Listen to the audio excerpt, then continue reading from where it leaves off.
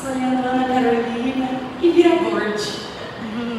Eu tenho 30 anos, sou casada com o Pedro, tenho 2 filhos, o Davi, de 4 anos, fez 4 anos semana passada, e a Laura, que estava aqui comigo, mas meu pai já veio resgatar ela para ela não ficar correndo. Ela tem 1 aninho. Eu fiz parte do Dom Bosco Júnior por não sei quantos anos, acho que uns 7, 8 anos. E eu tive também esse momento de me formar para a consagração a Jesus pelas mãos de Nossa Senhora. A minha consagração foi muito especial porque eu estava grávida da Laura. Então, eu e ela fomos consagradas. Eu entrei com 2 rosas, uma para mim, uma para a Laura. E depois, assim, meu documento que está assinado tem o pezinho dela, carimbei ali o pezinho dela, porque ela também foi consagrada a Nossa Senhora. Gente, hoje nós vamos falar sobre 2 dogmas marianos. Então, assim, primeiro de tudo, tomei um pau desses slides, demorei para fazer isso. Vai ter slide sim, desce, sobe aqui em cima, puxa esse negócio aqui. Eu demorei para fazer esses slides. Eu quero falar aqui.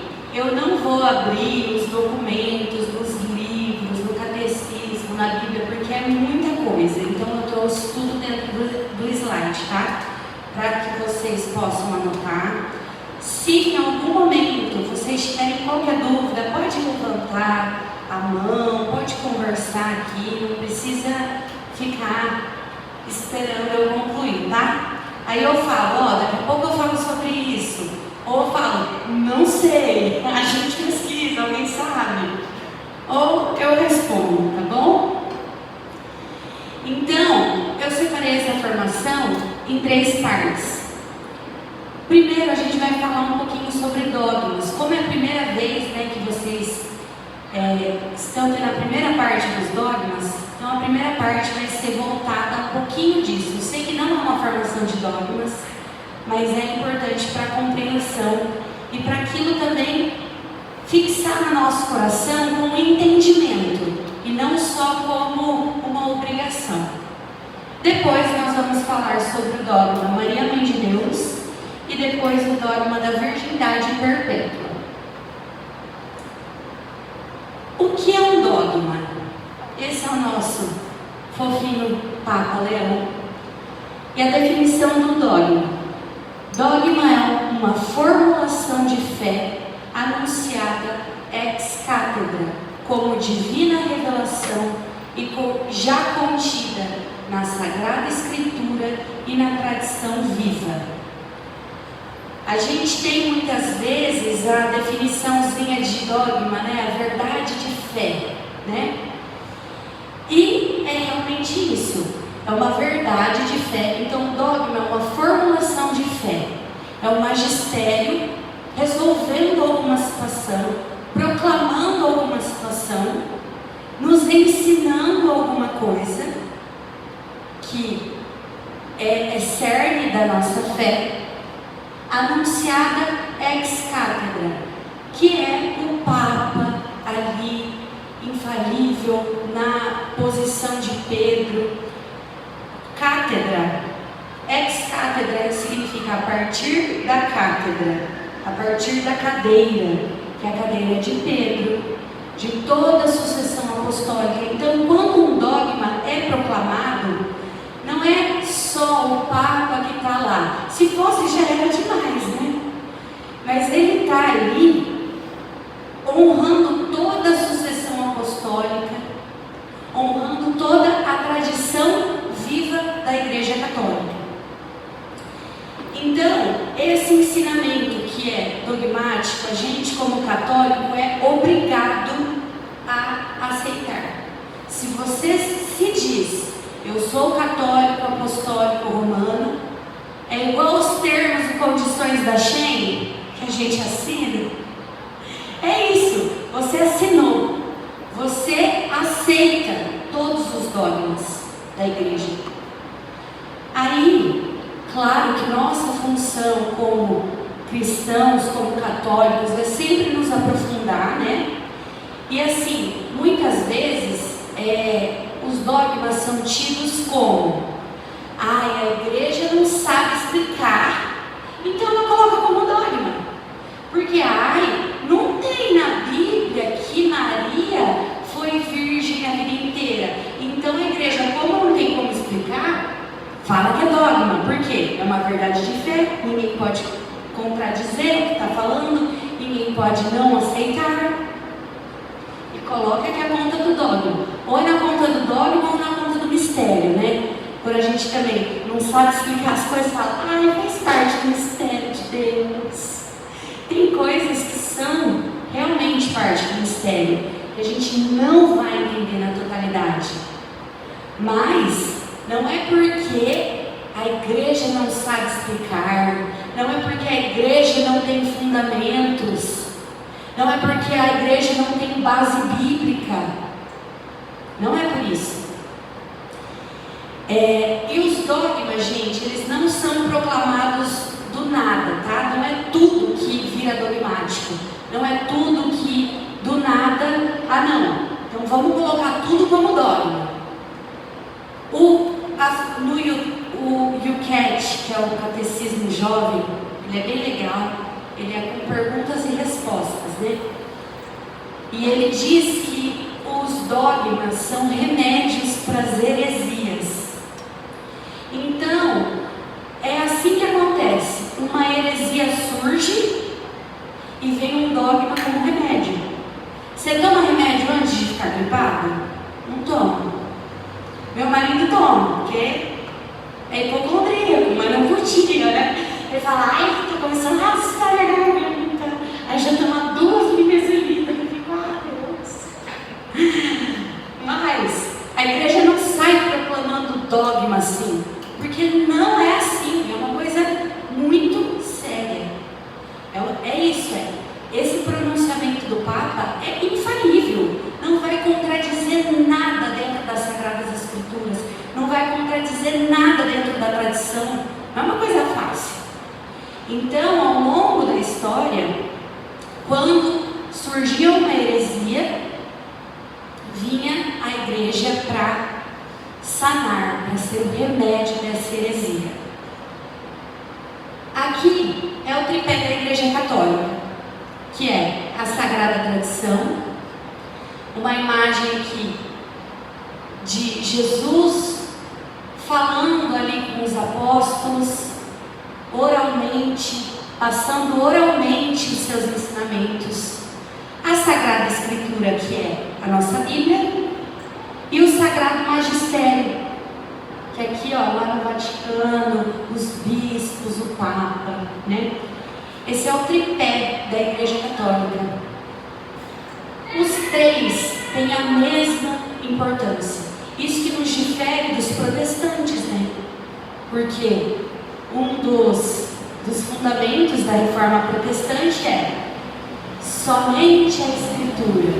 Eles cortam todo o magistério e cortam toda a tradição. Eu vou dar um exemplo para vocês entenderem como uma coisa depende da outra. Um tripé, se você tira o pé, cai. Então, se você, dentro dos seus fundamentos, tirar qualquer uma dessas coisas, vai cair. Seu pensamento vai estar errado. Você vai estar longe da verdade. Vou dar um exemplo para vocês entenderem assim. A minha avó, a família da minha avó, é italiana e tem uma receita que é bem tradicional assim de almoço de domingo, que é o nhoque de batata com molho sugo e queijo parmesão. Sabe aquela comidinha que tem aquele gostinho comfort food, sabe? Assim, você fica, é a minha comida predileta, eu falo até hoje, que é a minha comida predileta. Aí, quem foi a pessoa da minha família que criou essa receita? Sinceramente, eu não sei. Eu sei que a A minha avó aprendeu com alguém, que aprendeu com alguém, que aprendeu com alguém, né? E virou essa tradição da minha família.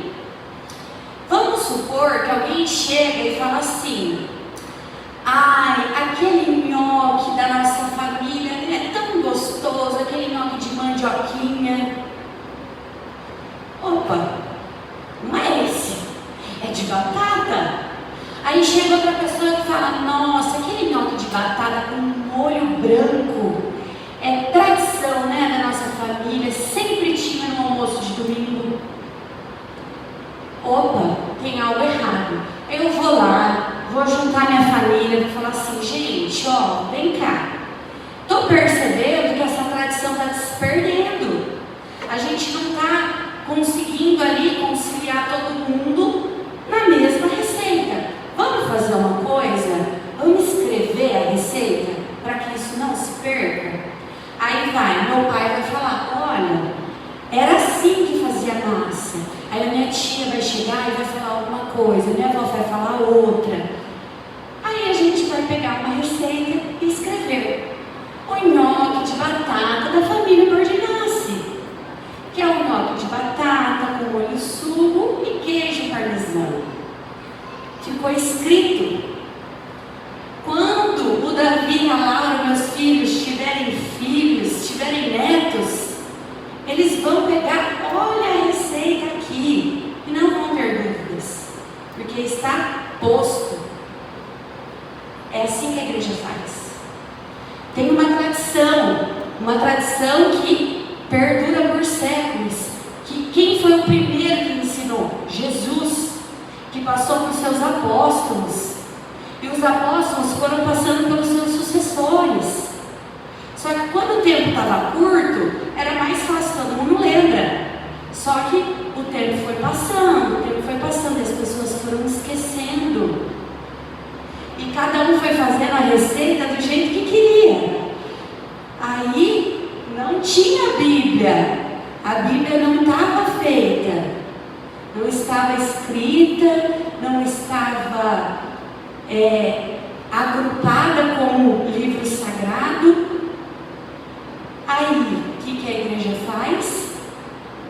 Se junta e escreve uma receita, para que não reste dúvidas do centro, do cerne da nossa fé. Então, isso que é o dogma. Não é tão fácil, né?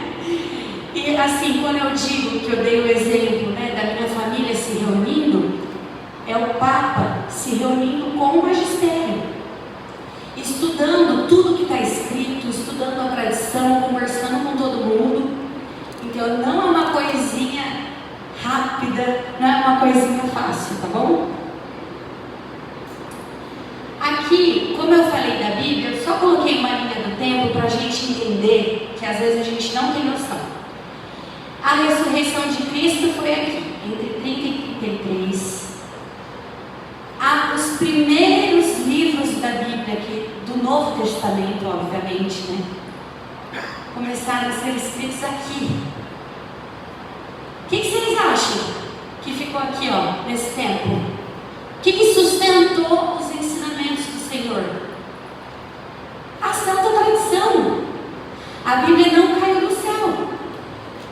Aqui, o último livro da Bíblia que acredita-se que foi Apocalipse, entre o ano 90 e 100 depois de Cristo. Olha aqui, desde quando Jesus morreu e ressuscitou.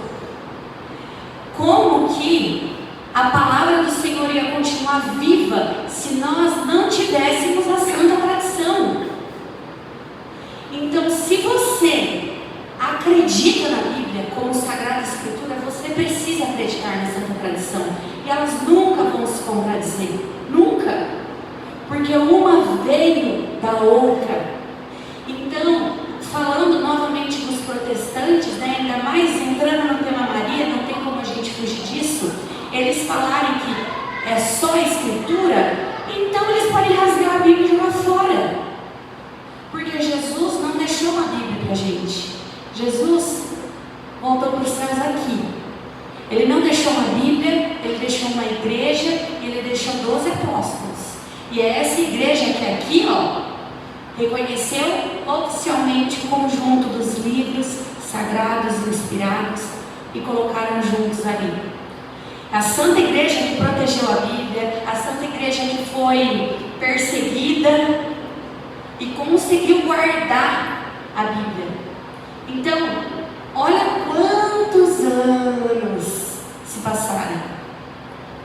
Então, quando nós, trazendo para o tema de hoje, os dogmas que nós vamos ver hoje, é óbvio que nós temos sim os precedentes dentro da Bíblia, nós temos sim várias coisas que não vão contradizer, várias coisas não, nada vai contradizer, mas você não vai achar escrito, pelo menos na virgindade perpétua, você não vai achar escrito na Bíblia um texto: Maria sempre virgem antes, durante e depois do parto.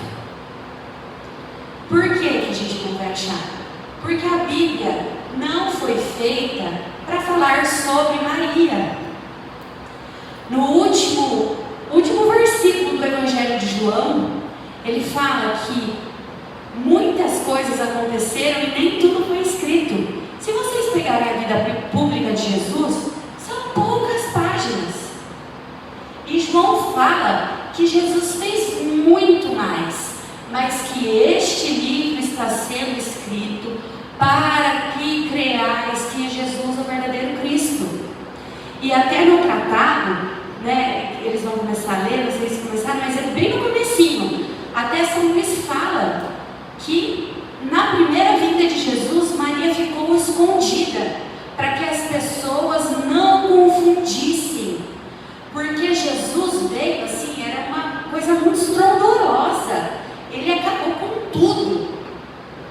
Então, na época, a preocupação era: eles precisam entender que Jesus é o Messias.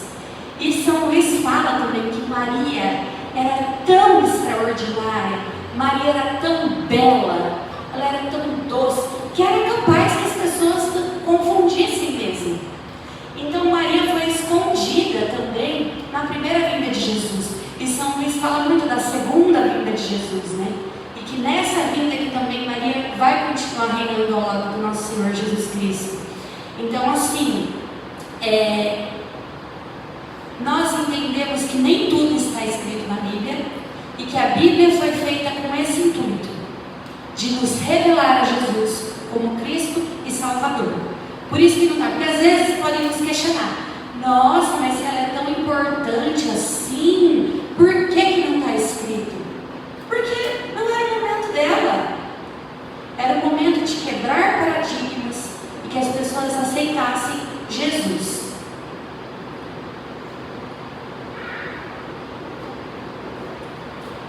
Os dogmas não são proclamados para proteger Maria ou a igreja, e sim ao que nos foi ensinado por nosso Senhor Jesus Cristo. Então também, quando um dogma é proclamado, ele não está preocupado em falar sobre Maria. Eu vou proclamar que Maria é mãe de Deus, porque nossa, Maria vai ficar, como que eu vou fazer isso com Maria? Não é. Claro que está ali pela nossa mãe, mas também principalmente porque quando você fala da mãe, você fala do filho. Se eu falo que Maria não é mãe de Deus, eu não estou falando só sobre ela, eu estou falando que Jesus não é Deus. Então o dogma também é proclamado sempre pensando no centro da nossa fé, que é Cristo. Aí aqui no parágrafo 487 do Catecismo: aquilo em que a fé católica crê a respeito de Maria, funda-se no que crê a respeito de Cristo.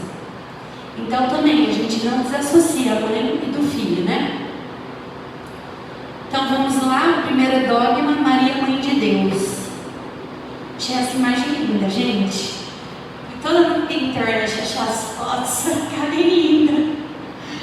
Porque ainda está claro, não dá para ver muito certo, mas se quiserem depois também eu mando os slides, tá, gente? Só pelas fotos já valem, porque eu achei elas bem lindas.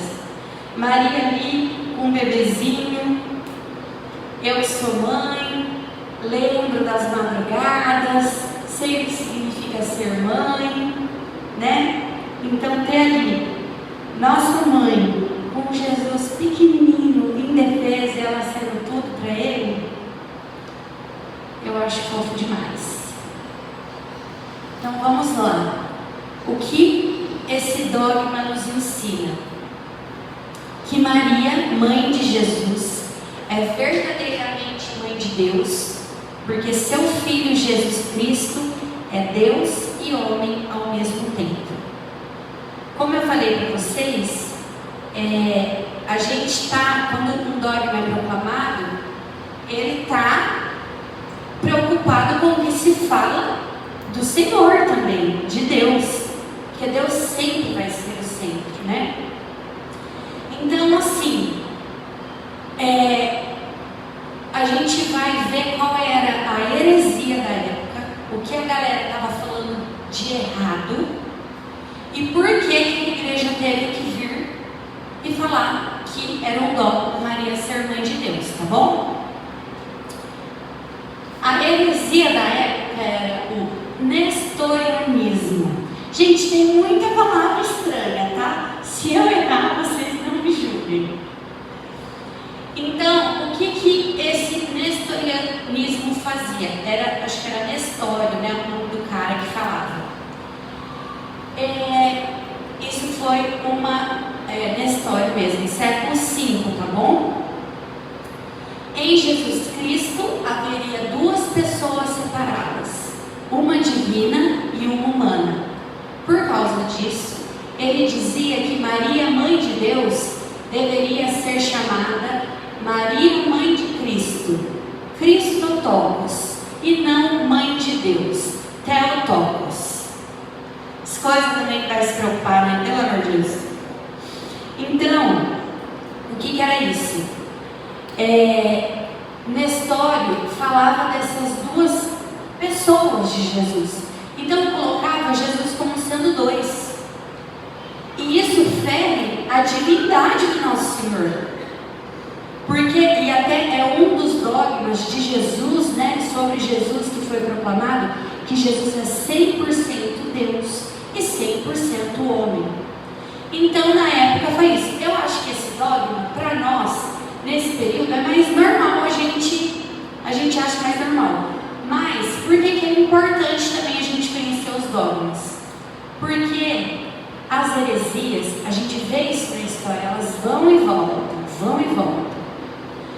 Porque é isso, né? E de novo, eu vou voltar nos protestantes, porque é o que mais bate de frente. Os protestantes acham que é só a Bíblia, então cada um faz a sua interpretação. Aí, cada um interpreta de um jeito, aí uma pessoa vem e fala uma coisa. Só que é o que eu disse, a tradição, com o tempo, se você não dispõe, ela vai se perdendo. Então a gente vê isso dentro do protestantismo, de vir um líder falar uma coisa e eles aceitarem. Aí o tempo passa, eles continuam aceitando. Aí passa mais um pouquinho e eles já esquecem. Cada um faz sua própria interpretação e a heresia volta. Então, assim, essa heresia, talvez dentro de... os protestantes vão concordar que é uma heresia a gente dividir a natureza de Jesus, mas, por exemplo, o espiritismo, o judaísmo, eles não concordam com a gente nesse ponto, né? Para eles, Jesus não é Deus. Até, assim, os muçulmanos, eles acreditam que Jesus nasceu, que foi um profeta, mas que ele não é Deus. Então isso fere a Jesus, né? Então, assim, o que a gente precisa entender é que Maria não criou a divindade de Jesus, mas ela gerou o próprio Deus. Ela cooperou com Deus Pai, né? Na história da salvação. Mas a gente não desassocia isso. Eu não falo assim: oi gente, bom dia, eu sou Ana Carolina, mãe do corpo do Davi e do corpo da Laura, não mãe da alma deles, tá? Porque não fui eu que criei. A gente faz isso? Não faz. A gente diz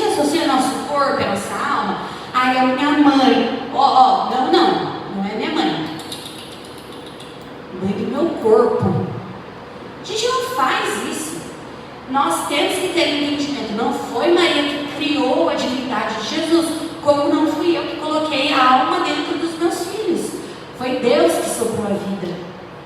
Mas é normal. Teve um exemplo muito legal de um vídeo de um padre, que ele usou assim de exemplo da mãe dele, né? A mãe dele é a mãe... Alguém lembra o nome da mãe do Padre Heriberto? Lourdes. Dona Lourdes, fofinha. Ela foi lá, engravidou do Heriberto. Ele nasceu, ela é mãe do Heriberto, né? Depois ele cresceu e se ordenou padre. Quem ordenou ele padre não foi ela, foi o bispo. Mas ela ainda fala que ela é mãe do Padre Heriberto. Dona Lourdes é a mãe do Padre Heriberto. Ah, não. Ela não é mãe do Padre Heriberto, ela é só mãe do Heriberto. Não dá para desassociar, é uma coisa só. Ele foi ordenado não por ela, mas ela continua sendo mãe dele.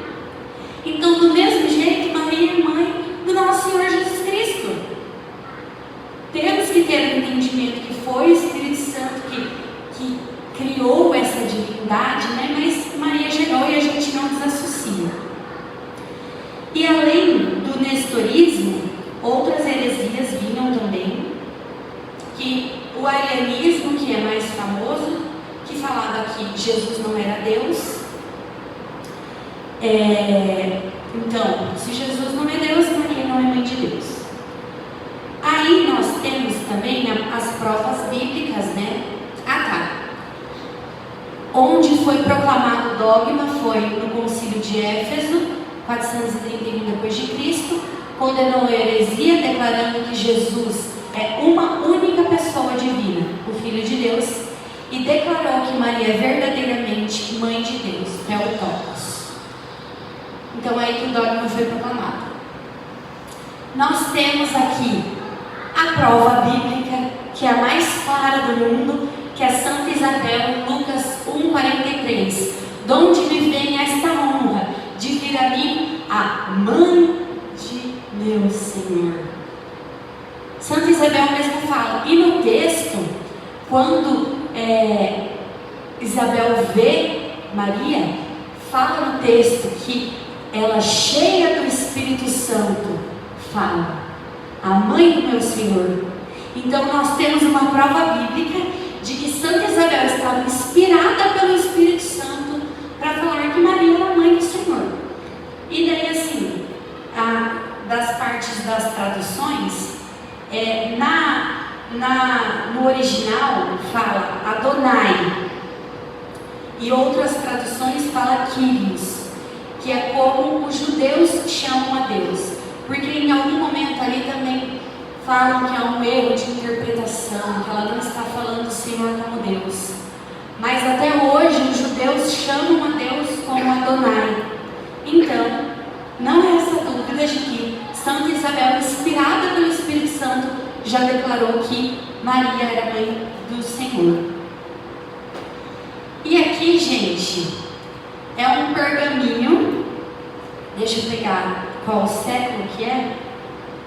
É a oração mais antiga que se tem de Nossa Senhora, aproximadamente 250 depois de Cristo, que é essa oração: a vossa proteção recorremos, Santa Mãe de Deus, não desprezeis as nossas súplicas em nossas necessidades, mas livrai-nos sempre de todos os perigos, ó Virgem gloriosa e bendita.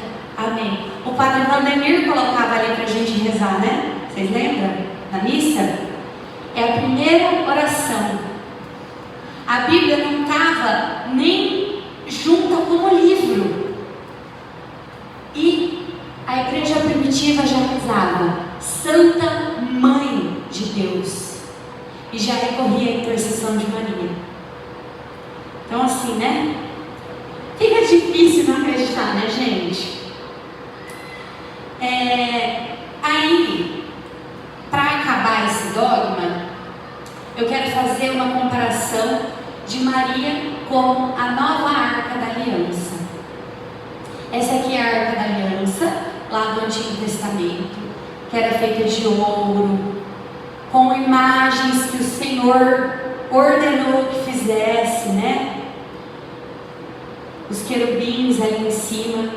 E na Arca da Aliança eram guardadas 3 coisas: as tábuas da lei de Moisés, a palavra, né?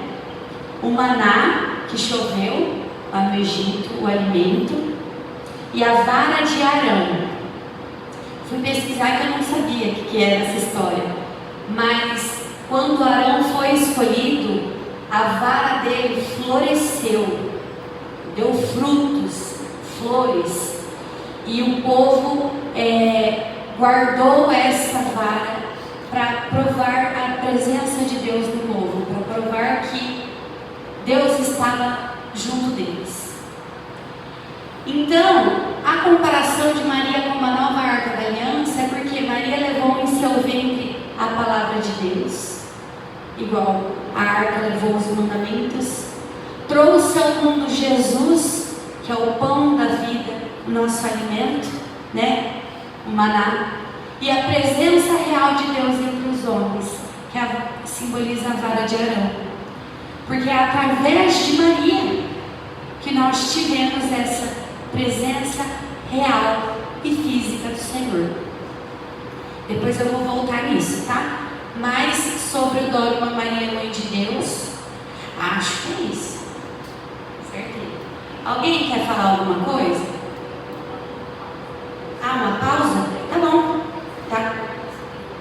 Alguém tem alguma dúvida, quer falar alguma coisa, quer complementar algo? Às vezes, dúvida não tem, né? Mas tem algo a acrescentar, pode falar também. A Dani, né? Super inteligente, formadora. Então vamos fazer uma pausa? É para o café? Não. Tá. 15 minutinhos.